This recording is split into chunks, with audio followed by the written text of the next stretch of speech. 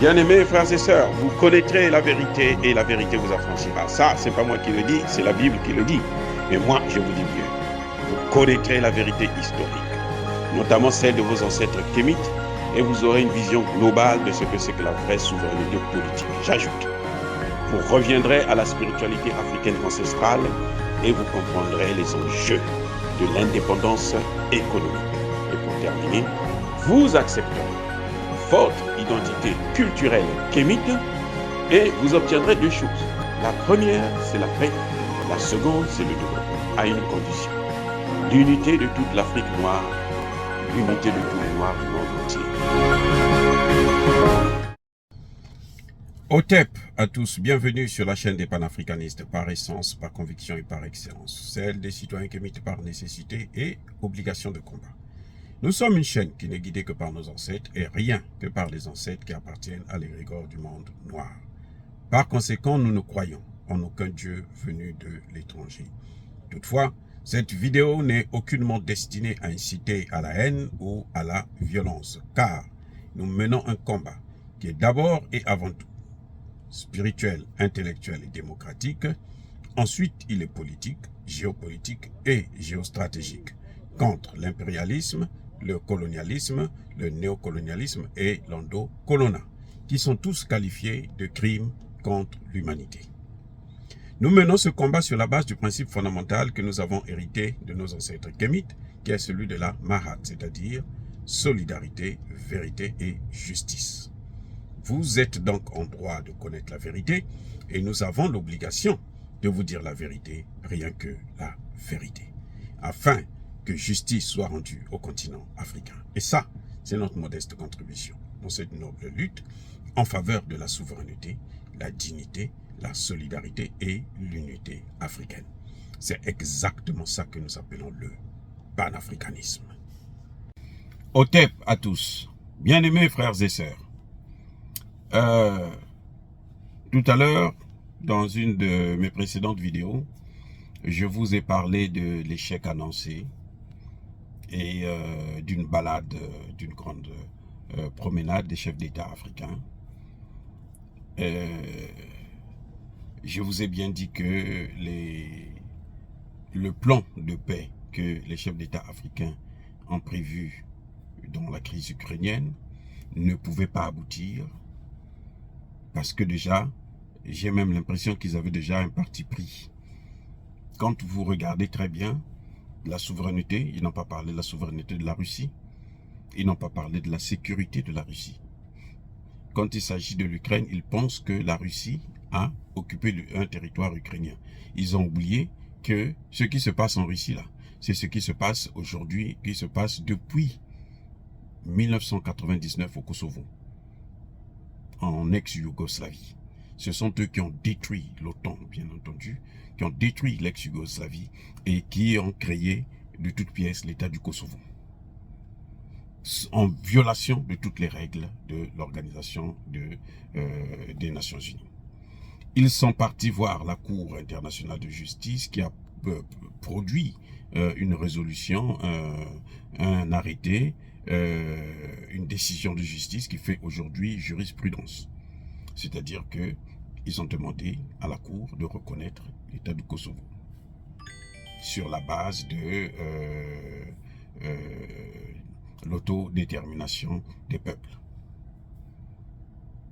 Ici, la Russie fait à peu près la même chose.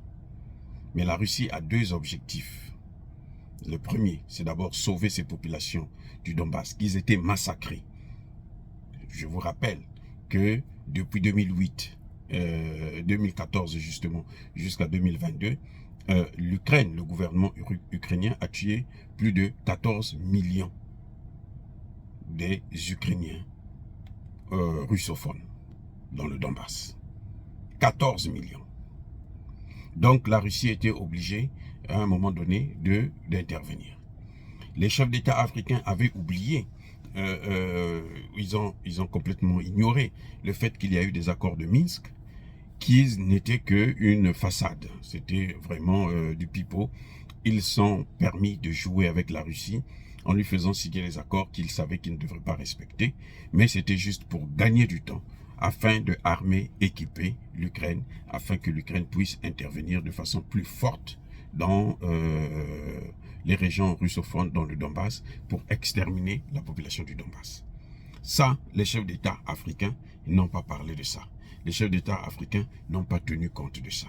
Eux, ce qui compte pour eux, c'est la souveraineté d'un État, de l'Ukraine. Il y a un autre problème, c'est que la souveraineté de l'Ukraine n'est pas plus importante que la sécurité de la Russie. Parce que pour l'OTAN, il faut détruire la Russie, il faut balkaniser la Russie comme ils avaient fait pour l'ex-URSS. Couper l'ex-URSS en mini-morceaux, et là maintenant, ils veulent aussi diviser la Russie en mini-morceaux. Et après avoir contrôlé la Russie, ce que les chefs d'État africains ignorent, c'est qu'ils devraient maintenant s'attaquer à la Chine au niveau de Taïwan. Et oui, pour balkaniser aussi la Chine, et pour occuper et piller la Chine, contrôler, dominer la Chine. C'est pour ça d'ailleurs que vous voyez que la Chine est en train de soutenir la Russie. Donc, vous voyez, les chefs d'État africains vont dans une négociation sans aucune notion du réalisme, sans la maîtrise même de la géopolitique internationale.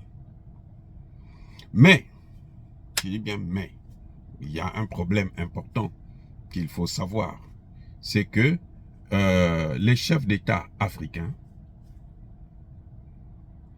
ils sont partis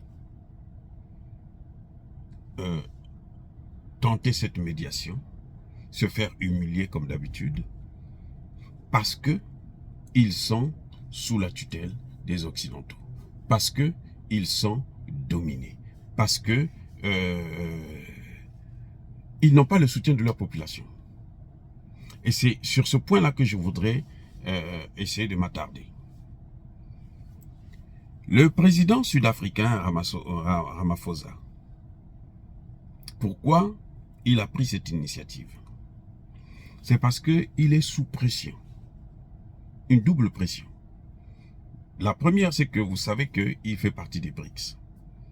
Donc, les États-Unis et les pays européens ne veulent pas de ça. Ils veulent qu'ils sortent des BRICS, comme ça, eux, ils vont contrôler le pays, comme ils l'ont toujours fait depuis la période de l'apartheid jusqu'à nos jours. Maintenant, qu'est-ce qui se passe? C'est que il y a un autre problème. Les États-Unis, ils ont, comment dirais-je, ils ont menacé de sortir l'Afrique du Sud des accords de l'AGOA. Ces accords, ce sont des accords qui permettent à ce que les pays africains puissent venir vendre leurs produits aux États-Unis avec sans taxes ou avec des taxes qui sont vraiment très très faibles. Des taxes spéciales favorables. C'est devenu pour les États-Unis un objet de chantage. Ils ont fait ça avec le Burkina Faso, ils ont sorti le Burkina Faso de l'AGOA, mais comme le Burkina Faso ne vend rien aux États-Unis, bon, ça ne rapporte rien, ils perdent leur temps. Mais pour l'Afrique du Sud, qui a quelques produits qu'elle amène ici aux États-Unis, qu'elle vend, ça pose un problème. Donc, ça c'est l'une des raisons qui a fait que l'Afrique du Sud puisse prendre cette initiative. Il y a l'autre élément, c'est que l'Afrique du Sud est menacée de recevoir Poutine parce qu'il faut qu'elle arrête Poutine, qu'elle le mette en prison. Mais Vladimir Poutine, on le sait très bien que c'est pas un petit enfant qu'on va venir arrêter n'importe comment. Et l'Afrique du Sud a contourné cette stratégie, cette volonté des Occidentaux de voir Poutine en prison en créant une, comment dirais-je, prenant une loi particulière pour que les pays, l'Afrique du Sud puisse accueillir tous les diplomates qui viendront au sommet. Donc, elle leur accorde l'immunité diplomatique. Et pour essayer de compenser un peu à tout ça, l'Afrique du Sud était obligée. Le Sénégal a un problème. C'est que le Sénégal est sous pression aujourd'hui. Parce que au niveau interne, le Sénégal a des difficultés avec Ousmane Sonko. Donc, le Sénégal ne peut pas faire ce qu'il devrait faire. et qu'à un moment donné, il est obligé de céder. Et c'est là où il y a notre responsabilité à nous, Africains, nous, panafricanistes. C'est que nous, quand nous critiquons une personne, quel que soit ce que la personne peut faire de bon, on ne regarde plus ça. C'est-à-dire que chez nous, la critique, elle est systématique. Elle n'est pas objective. Parce qu'on devrait quand même reconnaître que le Sénégal a soutenu le joueur sénégalais dans cette affaire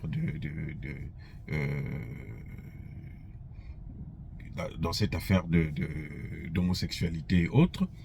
Ça n'a pas plu à l'Occident. Le Sénégal a soutenu la Russie parce qu'il n'a pas voté des sanctions contre la Russie. Ça n'a pas plu à l'Occident. Le Sénégal est devenu, ou sera, le 3e, 4e ou 5e pays producteur de gaz en Afrique, et que ce gaz-là ne sera pas exploité par les Européens. Ça aussi, c'est un crime contre l'humanité, c'est un crime de lèse-majesté.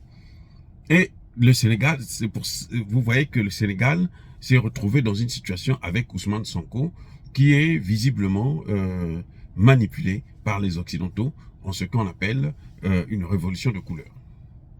Donc à ce moment, le Sénégal est obligé de jouer le jeu, de venir se faire humilier. C'est pour ça que nous, à un moment donné, nous, leaders, nous, panafricanistes, nous devons apprendre à encourager nos dirigeants lorsqu'ils font quelque chose de bon. Lorsqu'ils prennent des positions. Parce qu'aujourd'hui, ce n'est pas question que dans nos pays, que ce soit le tour de celui-ci et puis demain le tour de celui-là. Celui qui vient après, là, il peut avoir de bonnes intentions quand il n'est pas encore au pouvoir. Mais ceux qui le soutiennent, là, pour qu'il prenne le pouvoir, ils vont attendre le retour de l'ascenseur. Et quand ils auront le retour de l'ascenseur, eh ben, ça va coûter cher. C'est là où notre responsabilité reste engagée dans ce que nos chefs d'État font. Regardez les chefs d'État de la CEMAC aujourd'hui ont violé le statut de la BEAC en nommant des hauts fonctionnaires de la BEAC sans l'avis, sans l'accord de la France. Mais c'est une décision inédite depuis plus de 80 ans. Mais pourquoi les chefs d'État africains ne peuvent-ils pas, non, c'est plus de 75 ans, pourquoi les chefs d'État africains ne peuvent-ils pas au moins soutenir une telle, plutôt les panafricanistes ne peuvent pas soutenir un tel engagement. C'est comme ça qu'on les amène, qu'on pousse nos dirigeants à aller vers ce que nous voulons qu'ils puissent faire pour nous. Parce que l'objectif, c'est pas que nous puissions les remplacer. L'objectif, c'est que ce que nous voulons, comment nous voulons que le pays puisse être dirigé, qu'ils puissent le faire. Eh oui, il suffit pas de parler sur à quoi ça sert de venir crier sur les réseaux sociaux si ce que vous demandez, quand on le fait, vous fermez les yeux et vous continuez toujours à critiquer, comme des moutons. Ça n'a pas de sens. Lorsque c'est bien, il faut reconnaître que non, ça c'est bien. Quand Biya est venu à Washington pour dire que non, nous ne voulons plus de l'aide, c'est inadapté, nous avons acclamé parce que c'est quelque chose de fondamental. Quand Ouattara est en train de se battre avec les bitcoins pour essayer de contourner le CFA, nous acclamons, nous devrons acclamer. Et il faut l'encourager pour qu'il puisse continuer à travailler dans ce sens-là. Mais les gens, ils pensent que parce que il a été dictateur, tout ce qu'il fait, il ne faut pas regarder ça. Non, même s'il fait bien, c'est pas bon. Mais vous aussi, si on vous met là, les gens vont vous critiquer de la même façon, ça n'aura pas de sens. Et ça décourage un certain nombre de chefs d'État qui veulent faire, qui veulent évoluer. Parce que si tu veux, pour mener la guerre contre les Occidentaux, il faut systématiquement avoir le soutien de ton peuple. Touadéra, Assimi Goïta, Traoré sont en train de réussir parce qu'ils ont le soutien du peuple. S'ils n'avaient pas le soutien de ces peuples-là, ils n'allaient jamais réussir. S'ils n'avaient pas le soutien des panafricanistes, là, ils seraient dans des problèmes incroyables. Donc voilà, ce sont des choses que nous devrons comprendre, que nous devrons régler. Voilà un peu le fond de ma pensée. C'est que quand Macky Sall fait quelque chose, pose des actes qui sont crédibles, qui vont dans le sens du combat que nous menons en tant que panafricanistes, il faut l'encourager pour qu'il puisse faire encore mieux. Au lieu de le critiquer, afin de le décourager et de l'exposer vis-à-vis de ce peuple, des Occidentaux. Parce que quand tu es seul, les Occidentaux, ils te broient. Les Occidentaux, la seule chose qui peut les arrêter, ce sont les peuples, ce sont les populations, ce sont nos États. En dehors de ça, là, rien ne peut les arrêter. Et il y a des chefs d'État qui ne peuvent pas mener le combat, qui ne peuvent pas changer, parce que ce ne sont que les imbéciles qui ne changent pas. Donc, nos chefs d'État, il y en a qui veulent bien essayer d'avancer, de changer dans le sens de la jeunesse africaine, mais s'ils voient que malgré ce qu'ils peuvent faire, la jeunesse ferme les yeux, ben, ils préfèrent, pour sauver au moins sa vie, ils préfèrent continuer à rester, comme disait Donald Trump, le lèche-cul des Occidentaux. Voilà le problème. Et ça, c'est notre responsabilité. C'est à nous de prendre aujourd'hui notre part de responsabilité dans ce combat. On ne peut pas être là seulement à critiquer systématiquement, à faire des vidéos pour toujours noyer le poisson. Non, à un moment donné, quand on voit que ça c'est bien, il faut encourager et demander à ce que la personne puisse faire mieux. S'il sautait 1 mètre, qu'il saute 1,5 m, 1,10 m et plus tard 1,50 m. Dire cela, c'est inciter à la haine ou à la violence. Non. Encore une fois, bien-aimés frères et sœurs, soyez bénis, abondamment bénis par le Dieu des Kémites et par nos ancêtres angélisés, mais que tous ceux qui persécutent le continent africain le pillent et le déstabilisent. Qu'ils soient noirs, blancs, chinois, arabes, indiens, ou qui qu'ils soient maudits, punis, foudroyés, neutralisés, effacés, écrasés par ce Dieu des Kémites et par nos ancêtres angélisés. Vive l'Afrique éternelle, j'ai dit et j'assume.